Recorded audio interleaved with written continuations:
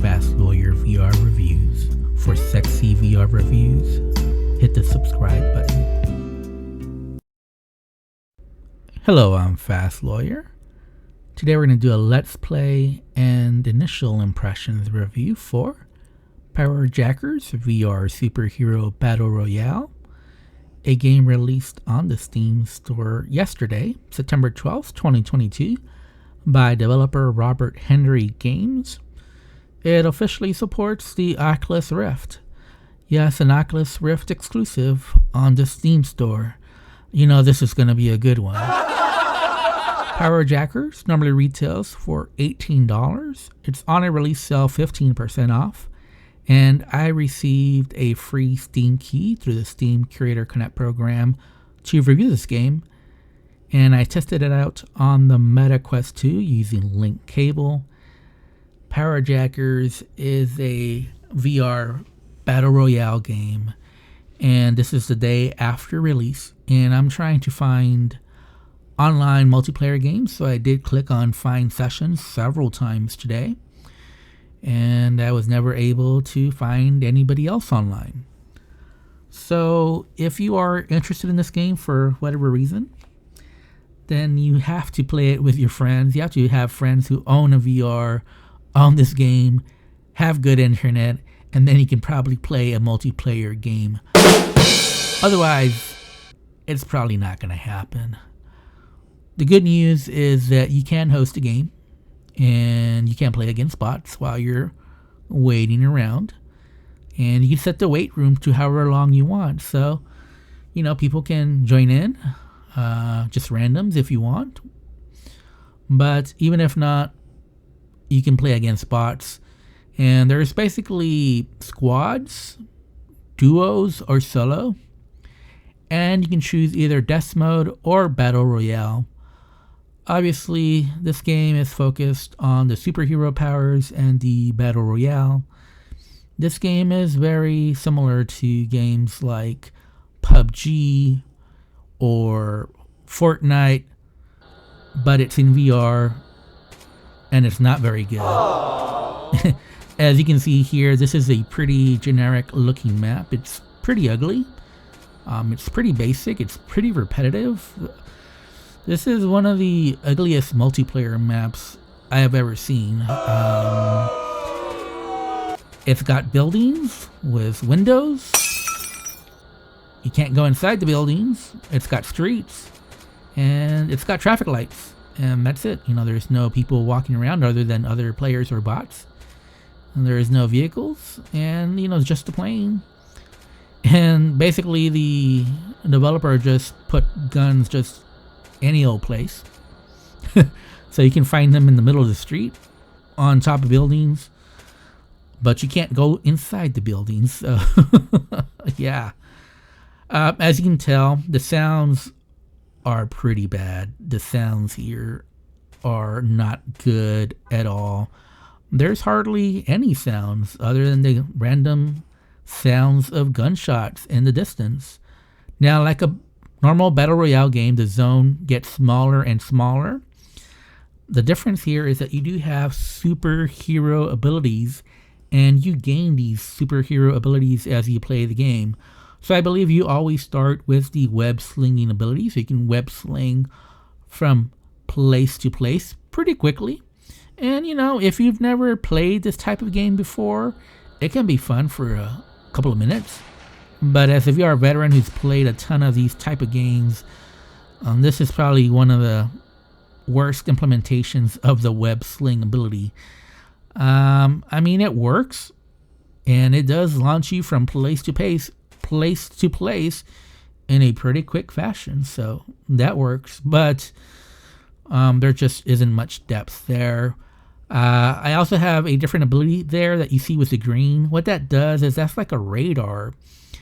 And that lets you see other players that are not invisible. Or it also lets you see the placement of guns. Like right here, I saw another player.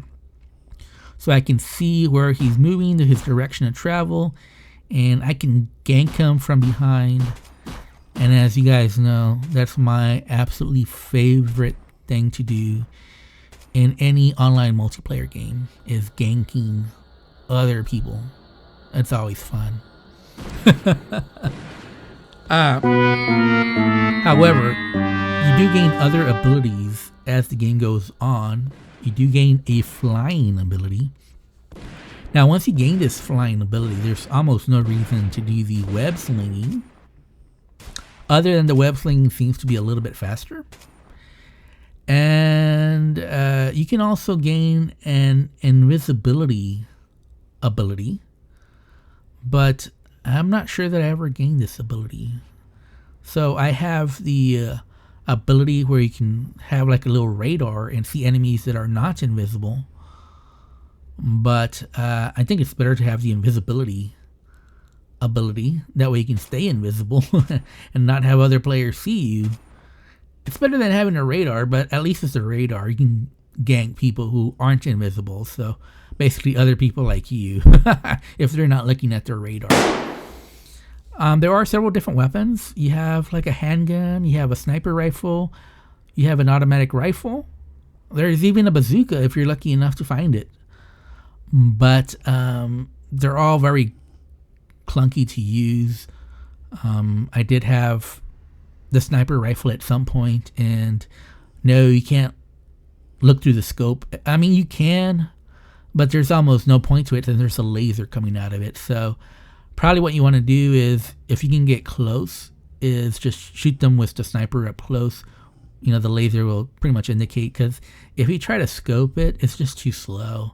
I mean, like I said, the scope kind of does work. It does magnify a little bit, but there's no marking, so it really is not easier to shoot with the scope on the sniper rifle. The AR is pretty good, but they all have limited ammo, so you do run out of ammo quick. And the handguns, you know, they're there, but obviously you want to get the AR, you want to get the sniper, or you want to get the bazooka as fast as you can. So once you get the flying ability, you can basically just do this while the people that are invisible on the street.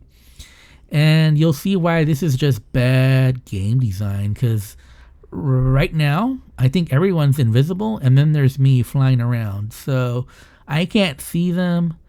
They really can't get at me because I'm flying in the air.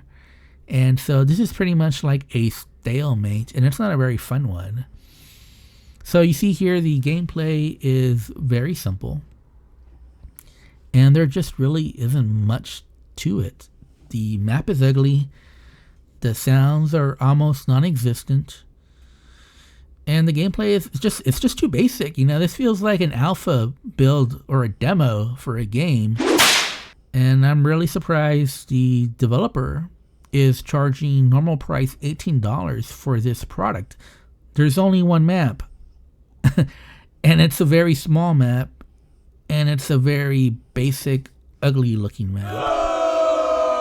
I understand their superhero abilities, but you know, I kind of feel like there must be some Unity course out there that someone is selling on the cheap that teaches people how to make the superhero game, because I played lots of VR games that are very similar to this with the web slinging ability and the flying ability, and they all pretty much look and play like this. Now what happened here is actually I died from the fall, so I lost my flight ability, which can happen because you know the thing about the MetaQuest 2, the Oculus Rift, as you guys know, the grab the grip button is very sensitive, so it's very easy to click it even when you don't want to. So if you click it, you lose your flying ability and you fall to the ground and you die, and that's basically what happens. So here I was just spectating, and I saw that everyone else was just invisible, and that's why I couldn't see them on my radar, and that's why the game was so boring.